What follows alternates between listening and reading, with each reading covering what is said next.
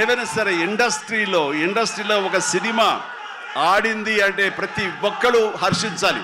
ఎందుకంటే ఒక్కొక్క సినిమా గురించి, ఒక సినిమా ఆడిందంటే ఎన్ని వందల మంది, వేల మంది, లక్షల్లో కార్మికులు కానివ్వండి, పరోక్షంగా ప్రత్యక్షంగా వాళ్ళు దాని మీద ఆధారపడతారు, బతుకు జీవనం వెళ్ళగలుగుతారు. కాబట్టి వాళ్ళ బతుకు తెరువు కోసం, వాళ్ళ భవిష్యత్తు కోసం, వాళ్ళ యొక్క జీవితం కోసం మనం ఖచ్చితంగా హిట్ సినిమాలు చేయాలి. ఒక హిట్ ఎవరికి ఏ హీరోకి వచ్చినా సరే అందరం ఇవ్వాలి, అందరం ఆనందపడాలి. ఆ వచ్చిన డబ్బు మళ్ళీ ఎక్కడో పెట్టరు. ఇప్పుడు సపోజ్ సాహో ఉన్నారనుకోండి, అంతకుముందు తీసిన 3 సినిమాల్లో మంచి డబ్బులే వచ్చినాయి.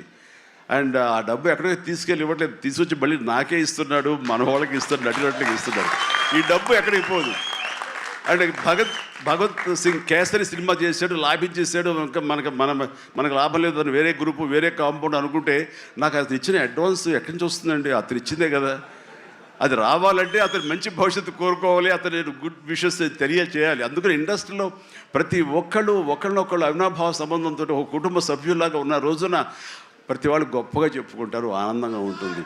అదే అందుకనే ఆ ఆనందం పొందడం కోసంగా, ఆనందం ఇవ్వడం కోసంగా ఈ రోజున మన హీరో విశ్వక్షేణ్ నా దగ్గరకు వచ్చి అడగగానే సాహు గారు కూడా వచ్చారు. ఆ రోజున వచ్చినప్పుడు అటు సాహు నాకు తెలిసిన ప్రొడ్యూసర్, కావాల్సిన మనిషి, నా ఫ్యూచర్ సినిమా అతనే ప్రొడ్యూస్ చేస్తున్నాడు అనిల్ రావిపూడి గారితో.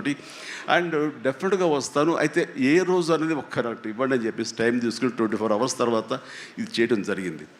అండ్ మరి ఐ థింక్ ఆ మధ్యలో ఎవరు ఏవి ఇక ఆ కాంపౌండ్ ఈ కాంపౌండ్ అంటారని నేను అనుకోను.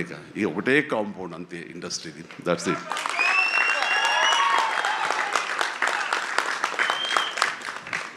ఇక ఈ సినిమా ట్రైలర్ చూసిన తర్వాత నాకు ఎక్కడో మనం ఉండే పెద్దరికాంతో మనం సంసారపక్షంగా ఉంటున్నాం, మన కుటుంబం అని, కానీ ఎక్కడో అన్నగారిపోయినటువంటి ఉంటే సరే అది ఆ కోరికలు గబుక్కుని పెళ్ళు బుక్కింది. ఆఫ్టర్ ట్రైలర్ మనిషి కొంచెం మోటుగా ఉన్నాడు, ప్రౌఢలాగా అనిపిస్తున్నాడు, కానీ గ్లామర్ తగ్గలేదు, కసుక్కని అనిపిస్తున్నాడు. ఈ అమ్మ అసలు అది విశ్వక్షేణ్ కాకుండా నిజంగా ఆడపిల్ల అయి ఉంటే ఎక్కడో గుండె జారి కొంచెం గల్లంత అయ్యేదేమో అనిపించింది ఆ మురుగు నాకు. అంత గ్లామర్గా ఉన్నాడు. నేను చేశాను ఆ సినిమాలో, తర్వాత నరేష్ చేశాడు, అలాగే రాజేంద్ర ప్రసాద్ గారు ఇంకో సినిమాలో చేశారు. ఇవన్నీ కూడా బాగా ఆడినాయి. ఇందాక ఆయన చెప్పినట్టుగా, మన అనిల్ రావిపూడి గారు చెప్పినట్టుగా అన్నీ కూడా మంచి హిట్స్ అయినాయి. ఈ సినిమా కూడా ఖచ్చితంగా హిట్ అవుతుంది. అది హిట్ అవ్వాలని కోరుకుంటున్నాను. హిట్ గ్యారంటీ ఈ సినిమాని. అంటే ఒక హీరో అంత రగ్గడగా, అంత టఫ్గా, అంత మొరటగా ఉండే మాస్ మనిషి అంత నాజుగ్గా నవనవలాడుతూ ఛాన్స్ దొరికి పక్కన ఉండుంటే కనుక బుగ్గ కొరికే అనిపించే అంత ఫీలింగ్ ఉంది. అంటే అండ్ డెఫినెట్లీ ప్రతి వాళ్ళు ఆ కోరిక తీర్చుకోవడం కోసంగా, చూసుకుంటూ ఉండడం కోసంగా వెళ్తారని అనుకుంటున్నారు. ఖచ్చితంగా వెళ్తారు, ఆనందిస్తారు. అండ్ విశ్వక్షేణ్ అటు మాస్గా చేశాడు, ఇటు క్లాస్గా అమ్మాయిగా రాణించాలా బాగా చేశాడు. అండ్ కథాంశంలో రామ్ నారాయణ డైరెక్టర్ చాలా ఎంటర్టైన్మెంట్ తోటి కామెడీగా ఉండేలాగా మొత్తం అంతా చాలా బాగా చేశాడని సాహు వాళ్ళు చెప్తుంటే కనుక ఎక్సలెంట్. ఈ రోజున అది కావాలి. అండ్ అనిల్ రావిపూడి తీసినటువంటి సినిమా నేను మొన్న చూసినప్పుడు నాకు ఆద్యంతం ఎక్కడ ఏంటి లాజిక్గా ఏది ఏమి పట్టించుకోలేదు. అసలు ఎక్కడ ఏం జరుగుతుందో అనేది లేదు. మరి మన పెద్ద ఆయన ఏం రాశారో తెలియదు, కానీ దాని మీద రివ్యూస్ ఏనా ఉన్నారా? ఆయన ఏం రాస్తారో నేను చూడలేదు, కానీ నా లాజిక్ అది పట్టించుకోకపోతే మాత్రం ఆద్యంతో సినిమా నేను నవ్వుతూనే ఉన్నాను, ఎంటర్ అవుతూనే ఉంది. వెంకటేష్ గారిని వీళ్ళంతా చేశారు.